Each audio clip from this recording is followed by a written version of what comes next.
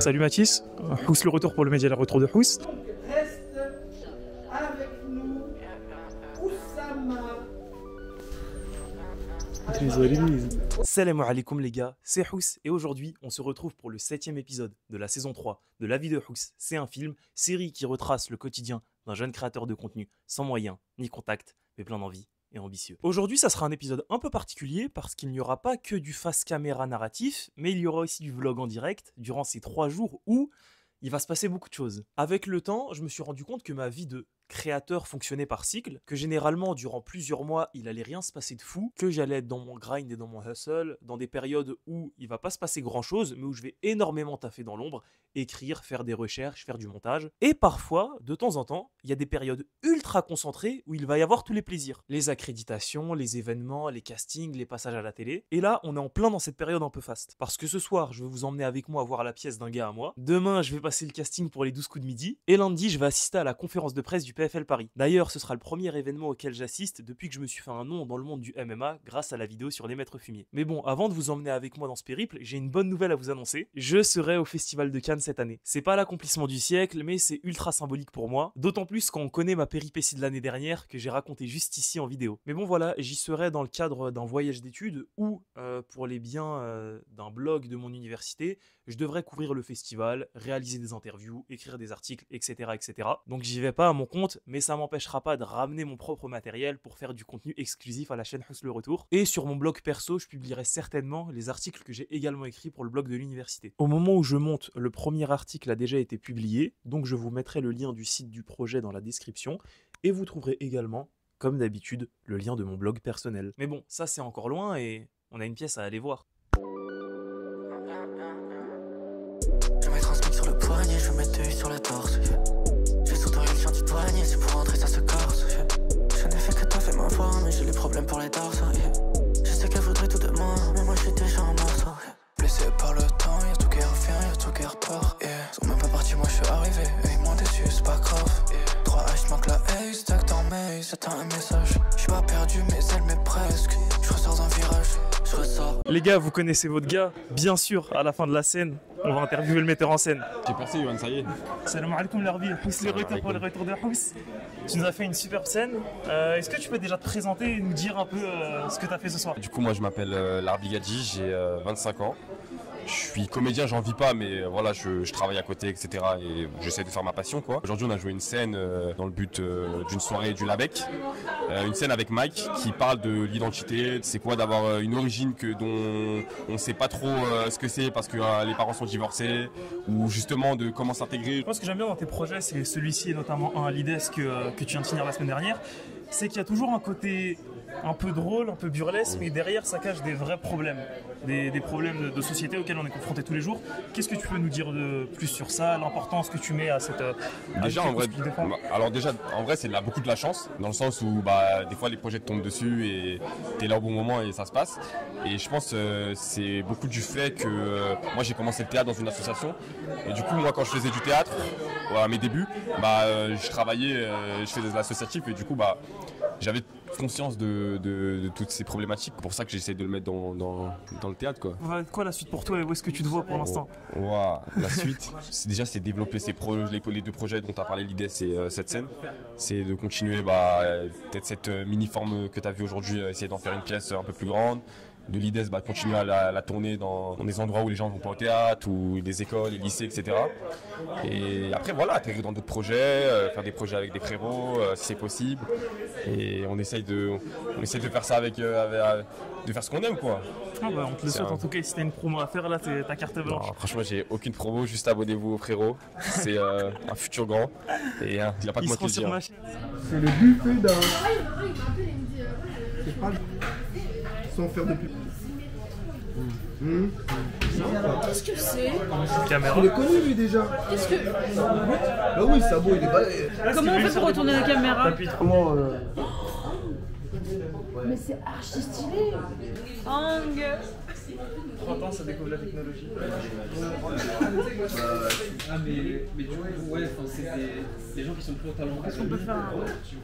Ils sont souvent Pour moi, mon père il est divorcé, on sait que pour moi, c'est plus jeune. Le talent Je suis pas son amoureux, je suis... Bon, bah c'est une fin de journée. Là, il est 1h du mat quasiment et je suis KO, sachant que la nuit précédente, j'ai dormi 4 heures. Mais demain, la sélection, elle est à 9h30, donc réveil à 7h. J'espère que ça va le faire, même si pour moi, la vérité, en étant honnête, je pense que ça va être une banalité.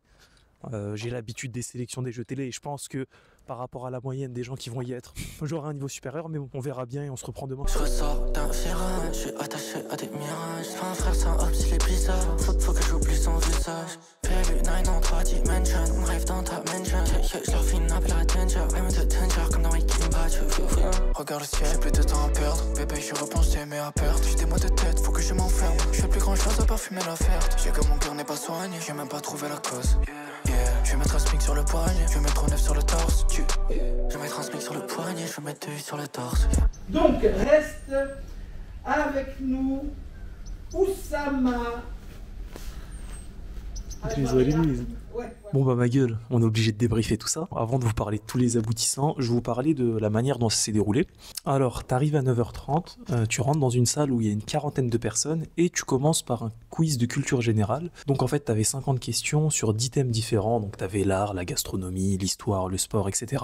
Et le but c'était de tous les remplir en 8 minutes, histoire de faire le meilleur score. Et en fait, la particularité de ces questions, c'est qu'elles vont de plutôt facile à très tricky, mais comme elles sont étendues sur plein de sujets et de domaines différents, bah c'est compliqué d'être fort en tout.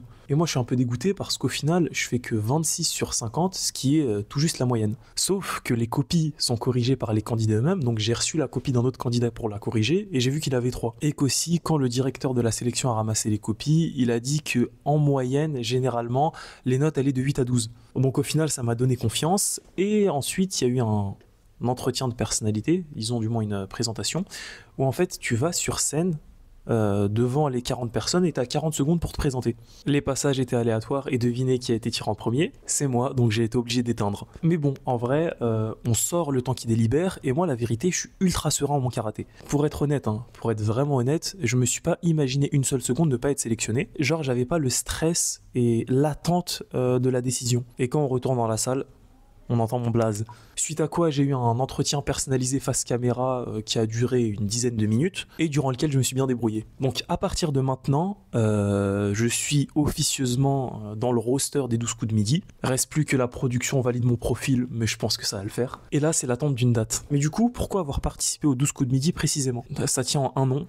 Emilien. Il faut que je sois le gars qui le détrône. En étant le plus objectif possible, je reconnais que ce type est à des années-lumière de moi en termes d'intelligence et de culture générale. Mais je suis intimement persuadé que tout peut se jouer sur une émission. Je suis capable de faire un sans faute et je suis capable de résister à la pression de 4 millions de téléspectateurs et d'un champion en face de moi. Ça, c'est plus trop à prouver tant mes passages à la télé parlent pour moi, mais même si je sais que j'ai énormément de chances de pas le réussir, j'ai envie de relever ce défi. Me retrouver en one-to-one avec lui, sous pression, à la télé, et ce sans avoir le droit à une seule erreur, et espérer qu'il flanche avant moi. Mais bon, on n'en est pas encore là, il faut que je sois sélectionné, il faut que je tombe en même temps que lui, et moi, c'est un petit ressenti perso que je vous livre. Je pense qu'Emilien a été éliminé. Je vais pas vous dire exactement pourquoi, mais au cours de cette sélection, j'ai ressenti de la part de l'équipe de casting une...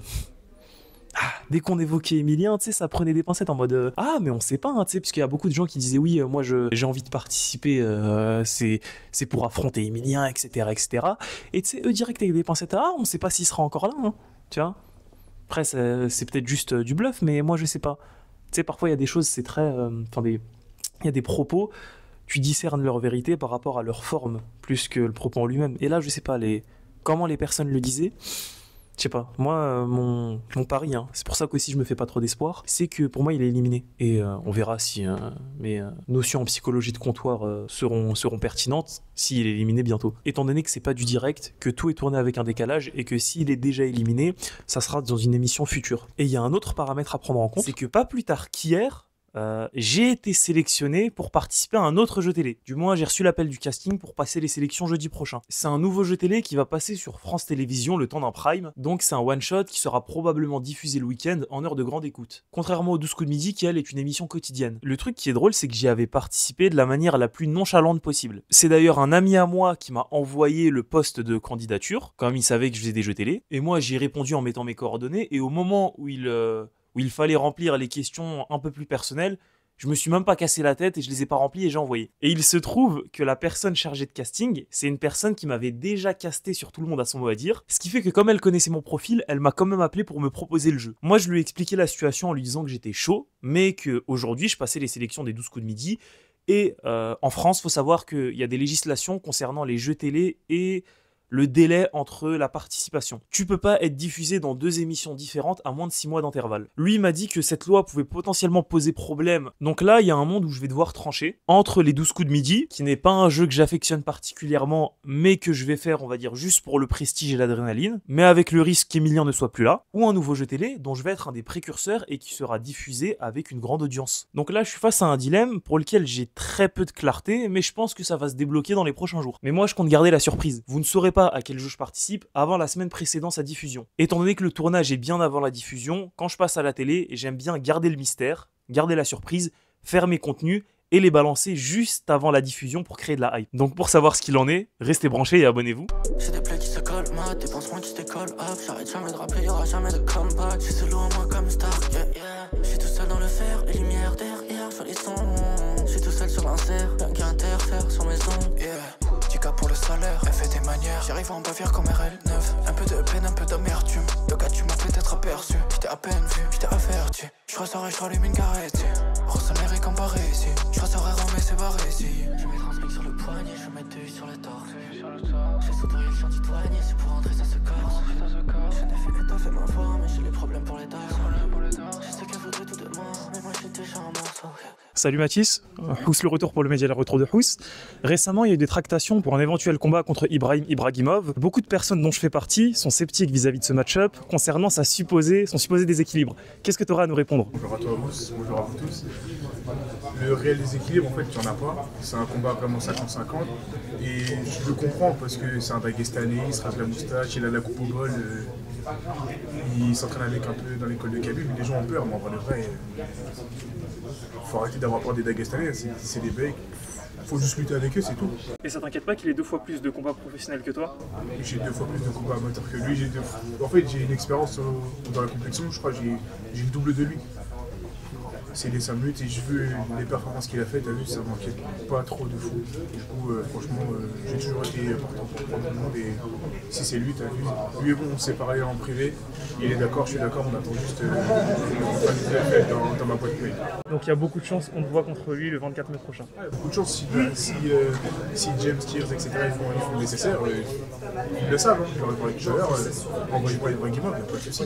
On fera un PSG Manchester le 24. On a hâte en tout cas.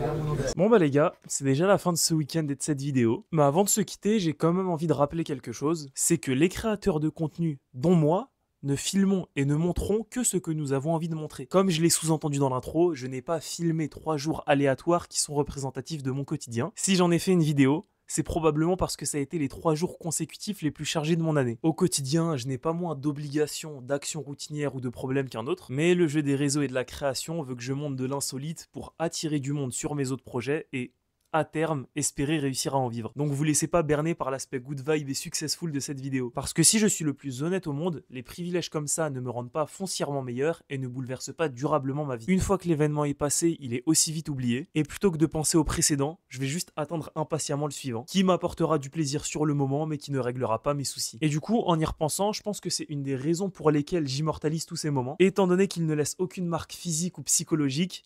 J'ai besoin de voir qu'ils ont existé, afin de me donner de la joie quand je les revisionnerai dans les moments de moins bien, en pensant que c'était ou que ça ira mieux, mais dans les faits, je me mens juste à moi-même et je suis pas plus heureux que la veille. Donc voilà, c'était ma manière de conclure ce vlog, n'hésitez pas à vous abonner.